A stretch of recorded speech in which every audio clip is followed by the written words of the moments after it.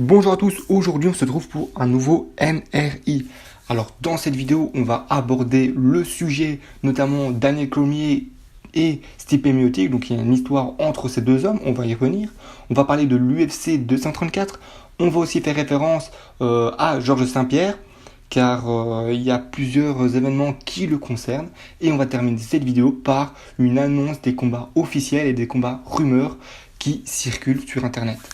Alors on va directement commencer par l'UFC 234 qui ne s'est pas passé comme prévu pour tout le monde, car en effet, le main event de cette soirée qui allait opposer Robert Whittaker face à Kelvin Gastelum a été annulé. Mais si vous voulez le voir, vous pouvez aller sur ma chaîne YouTube, il y a un combat entre ces deux hommes sur le jeu UFC 3. Je dis ça, je dis rien.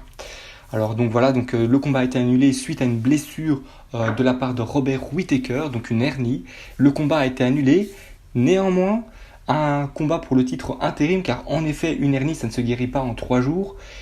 Et Robert Whittaker a été écarté de l'octogone pendant un certain moment.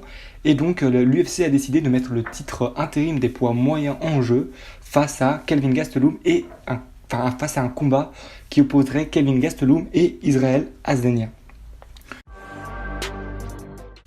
Alors maintenant, passons aux rumeurs qui circulent autour de Daniel Cormier. Alors Daniel Cormier, il faut savoir qu'il est champion de la catégorie des poids lourds et que une opportunité de combat assez intéressant s'offre à lui, mais le champion ne semble pas être décidé à vouloir se battre face à un adversaire. Donc les adversaires qu'on lui propose, c'est Jon Jones, Stipe Miocic, Brock Lesnar. Alors il faut savoir que Daniel Cormier face à Brock Lesnar, c'est pas impossible, mais malheureusement Daniel Cormier a annoncé que s'il devait se battre contre Brock Lesnar, ce serait le dernier combat de sa carrière.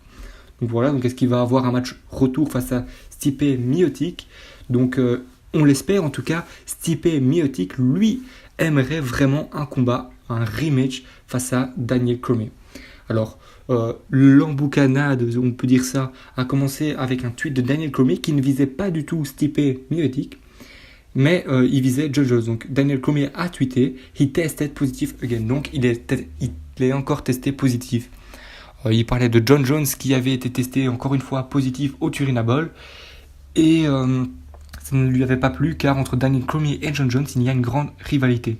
Donc ça, je vous en parlerai dans un épisode de combat avant l'heure qui aura lieu très prochainement entre Jon Jones et Anthony Smith. Donc voilà, suite à ça, Stipe Miocic a répondu « Je suis toujours clean, je m'entraîne et je bois modérément ». Donc modélo, je suis pas sûr.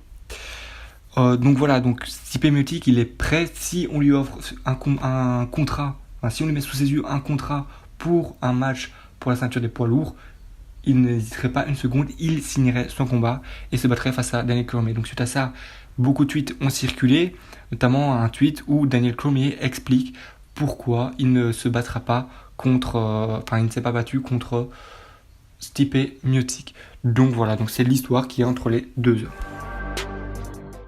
Alors maintenant, intéressons-nous à Georges St-Pierre qui a annoncé officiellement sa retraite.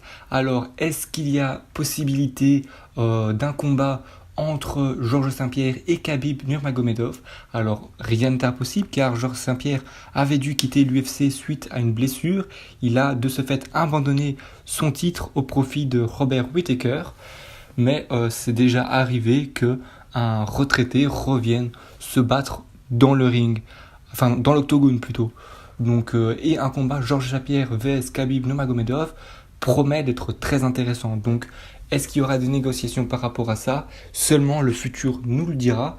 Car en effet, Khabib Nurmagomedov est en suspension jusqu'en novembre. Alors, il a posté sur son compte Instagram un tweet disant qu'il voulait se battre contre Georges St-Pierre. Alors, rien n'est impossible, tout peut se faire, mais pour l'instant, la réponse serait non. Alors pour clôturer cette vidéo, on va parler des annonces de combats officiels et des combats rumeurs qui circulent sur le web. Alors le 2 mars, il y a l'UFC 235, donc je vous mettrai la carte de ce combat. Et sinon, dans les UFC Fight Nights, il y a des combats qui ont l'air plutôt intéressants. Donc il y a un combat d'Eric Lewis vs De Santos qui aura lieu le 9 mars. Il y a un combat qui opposera Darren Till face à Masvidal le 13 mars. donc le 16 mars, pardonnez-moi. Il y a un combat qui opposera Thompson vs Pettis le 23 mars. D'ailleurs, Anthony Pettis n'est pas à l'abri d'un combat contre José Aldo après ce combat. C'est une rumeur qui circule, donc voilà, je commence un peu avec les rumeurs. Alors, et un combat qui opposera Barboza vs Gaethje le 30 mars. Alors, ça c'est pour le courant de mars. Maintenant, pour le courant d'avril, on a un combat potentiel qui opposera Alistair Overeem vs Volkov le 20 avril. Alors, pour les combats rumeurs, il y a un combat Derek Brunson face à Elias Theodorou. Donc ça peut être un combat assez intéressant. Pourquoi pas le voir en main event. Mais le combat qui pour moi est le plus intéressant de tous les combats que je viens de citer, c'est le combat qui opposera Anderson Silva face à The Killer Guerrera. Donc ce combat aura potentiellement lieu lors de l'UFC 237 le 11 mai au Brésil.